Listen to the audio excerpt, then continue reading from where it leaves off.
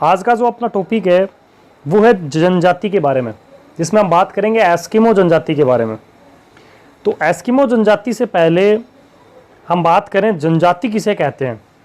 तो जनजाति जो शब्द है वो किस रूप में इस्तेमाल किया जाता है कि किसी भी ऐसे मानव समुदाय को जिसमें आदिम लक्षण या फिर विशिष्ट सांस्कृतिक या फिर भौगोलिक अलगाव या बड़े पैमाने पर समुदाय के साथ संपर्क में संकोच, पिछड़ापन जैसी विशेषताएं पाई जाती हो, उसे हम जनजाति कहते हैं। इसी के साथ अगर हम आगे बात करें तो एस्किमो जनजाति की, तो एस्किमो जो जनजाति है वो आर्कटिक प्रदेश में मानव आज भी विकास की प्रारंभिक अवस्था में है। मतलब आज भी विश्व में ऐसी जनजातियां पाई जाती है जिन्होंने अपना डेवलप नहीं किया है, वो आज भी अपनी प्रथम अवस्था से ही संपर्क में है। एस्किमो जनजाति की बात करें आगे तो यह आखेट, मछली पकड़ना एवं उनका संग्रहण करना एस्किमो का मुख्य आजीविका का मुख्य आधार माना जाता है। एस्किमो का शाब्दिक अर्थ की अगर हम बात करें तो कच्चा मांस खाने वाला। जी, आप याद रखें कि एस्किमो शब्द जो है उसके शाब्दिक अर्थ की बात करते हैं तो उस शाब्दिक अर्थ का मतलब होता है कच्चा मांस खाने वाला। ठीक है,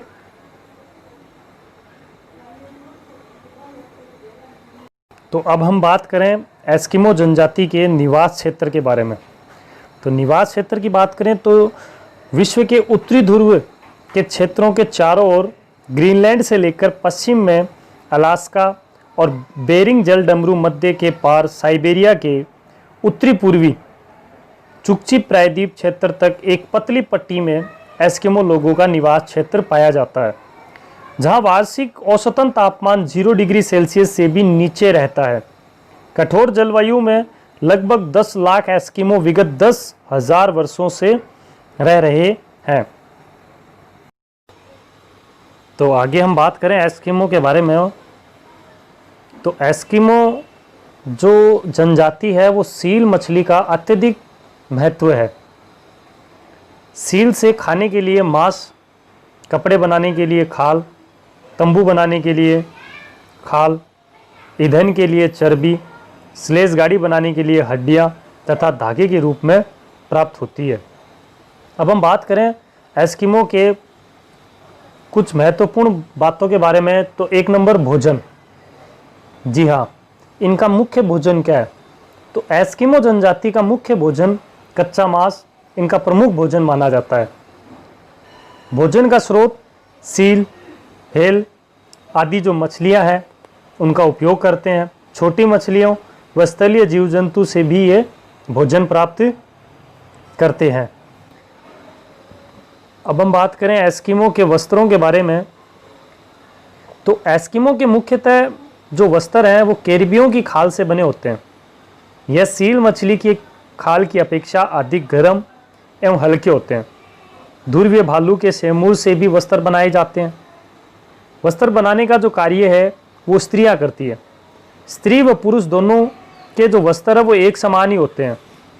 एस्किमो जर्सीनुमा बाहीदार जो वस्त्र पहनते हैं उसे तिमियाक कहते हैं। जी, इंपॉर्टेंट बात है, आप ध्यान में रखना। कई बार प्रश्न पूछा जाता है तिमियाक किसे कहते हैं। तो एस्किमो के जो लोग हैं वो जर्सीनुमा बाहीदार जो वस्त्र पहनते हैं उसे तिमियाक कहते हैं। और तिमियाक के ऊपर पहने जाने वाले वस्त्र को अनुहाग कहा जाता है, जो तिमियाक के ऊपर पहना जाता है। सील की खाल से बने जूतों को यह कार्मिक कहते हैं।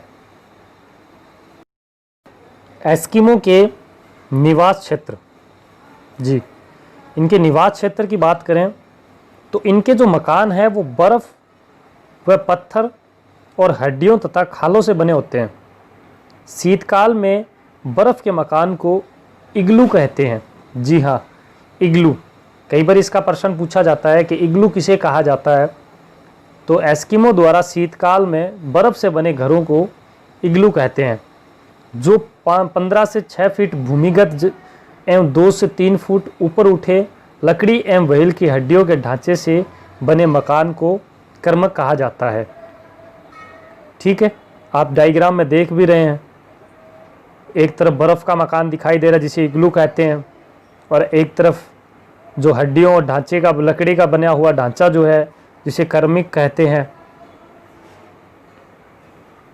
अब हम बात करें एस्किमो के यंत्रों के बारे में। तो एस्किमो के जो यंत्र हैं, जिसमें एक नंबर कयाक। कयाक एक चमड़े से बनी एक प्रकार की नाव है जो 5 मीटर लंबी तथा 1.5 मीटर चौड़ी होती है। उमियाक एक बड़ी नाव है जो हेल मछली के शिकार के दौरान काम में ली जाती है। आप कयाक का सामने आपको फोटो भी दिख रही है। कयाक के बाद हम बात करें हार्पून। हार्पून जो है वो सील मछली के शिकार के लिए एक प्रयुक्त 1.2 से 1.5 मीटर लंबा भालानुमा हथियार है जो रस्सी से बंधा होता है।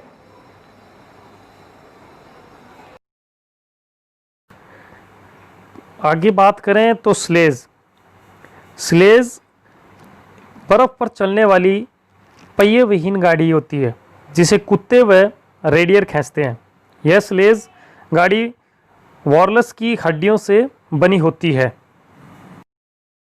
एस्किमो की आर्थिक क्रियाकलाप की बात करें तो एस्किमो जो है वो आखेट पर आधारित होता है। आखेट का मतलब होता है शिकार करना। तो शिकार करना एस्किमो के जीविकोपार्जन माना जाता है, जिसमें सील जो मछली है वो एकमात्र इनका साधन है। ये शीतकाल व ग्रीष्मकाल में विभिन्न विधियों से शिकार करते हैं, जो कि 2 प्रकार की है, एक शीतकाल आखेट और दूसरी बसंतकाल आखेट। अब बात करें शीतकाल आखेट की, तो इस ऋतु में एस्किमो समुद्री तट के किनारे सील मछली का शिकार करते हैं।